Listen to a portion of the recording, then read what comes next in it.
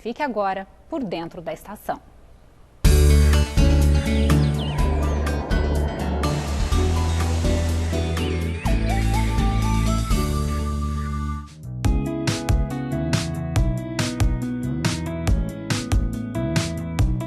O relógio da natureza andou e mais uma vez chegamos àquela época do ano de alerta para a disseminação de doenças respiratórias.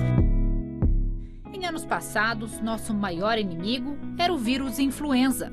A difusão de informações sobre como evitar a propagação do vírus H1N1 permitiu a mudança de comportamento das pessoas.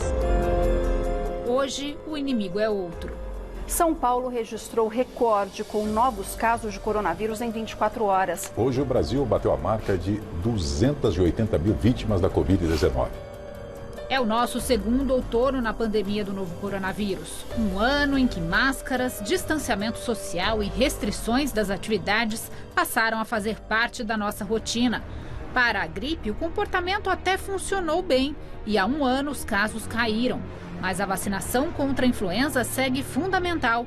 A campanha começa no dia 12 de abril. As doses contra a gripe e contra a Covid-19 têm que ser aplicadas com 14 dias de diferença.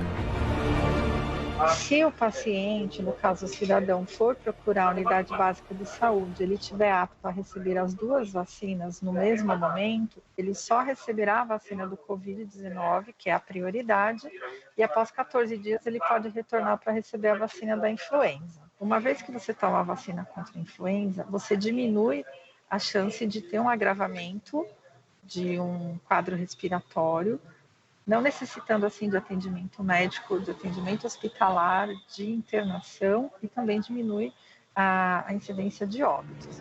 Mas a explosão de casos graves da Covid-19 mostra que estamos entrando na época mais fria e mais seca do ano, já em colapso. Eu até fiquei um pouco surpreso desse pico antes da entrada no outono, mais para o inverno, porque justamente o período sazonal das viroses respiratórias no Sudeste é mais para meio de outono, mais chegando para o inverno. O virologista da Fundação Oswaldo Cruz, de Manaus, é um dos pesquisadores que sequenciou a nova variante da Covid-19, que surgiu na capital do Amazonas no fim do ano passado e se espalhou pelo Brasil.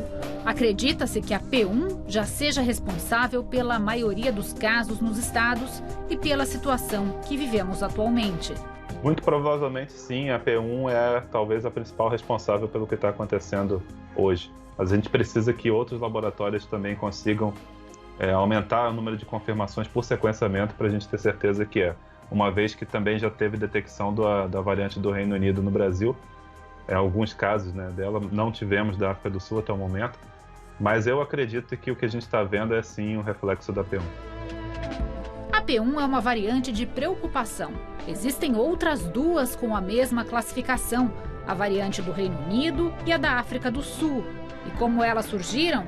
Em ambientes de alta transmissão a partir de oportunidades biológicas que os vírus têm de se aperfeiçoarem, as mutações. Não é coincidência que as variantes, essas daí, apareceram em lugares onde você estava tendo uma explosão de casos, porque você aumenta muito a chance. Muita gente infectada, muito vírus replicando, aumenta a chance de aparecer e se fixar essas variantes. O que a gente já sabe, ela é mais transmissível? Sem dúvida. Ela tem aquela mutação que no Reino Unido eles já conferiram que ela é mais transmissível e já foi calculado com base em como ela se espalhou que ela é mais transmissível sim. Mais de 200% mais transmissível, mais de 2 vezes mais transmissível do que o que a gente estava falando em geral. Como é que isso se reflete? Se reflete que uma pessoa com a variante P1 em Manaus, ela é capaz de infectar 2,2 pessoas na média, enquanto que a outra era 1,1 pessoa. Em relação a causar uma doença mais grave, a gente não tem ainda isso uma comprovação científica. Muitas pesquisas já apontam nesse sentido, mas ainda não está cientificamente comprovado se as vacinas contra a Covid-19 que já estão disponíveis vão garantir a mesma proteção às variantes existentes ou se elas vão precisar ser aperfeiçoadas com a inclusão das novas cepas. O que os pesquisadores já afirmam é que os imunizantes podem evitar que a doença evolua para casos mais graves e mortes. Por isso, a vacinação continua sendo a nossa principal ferramenta, mas não a única. O distanciamento social, o uso correto das máscaras e até mesmo as medidas restritivas não garantem apenas a proteção individual, mas também podem evitar que o vírus sofra novas mutações. Nesse momento, a variante que vai nos preocupar serão, se surgirem variantes de escape à vacina. Então, esse grupo de vacinados é um grupo que a gente tem que ficar de olho e sequenciar muito rápido o que aparecer.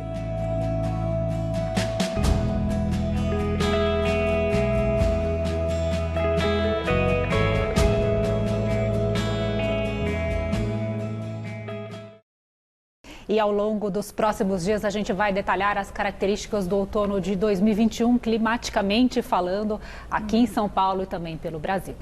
É muito legal, Fernanda, esse alerta sobre a importância da vacina da gripe. Inclusive, vale lembrar, a campanha começa no dia 12 de abril, né? Isso aí, Lu. Obrigada, viu, Fernanda? Bom fim de semana. Até segunda. Até.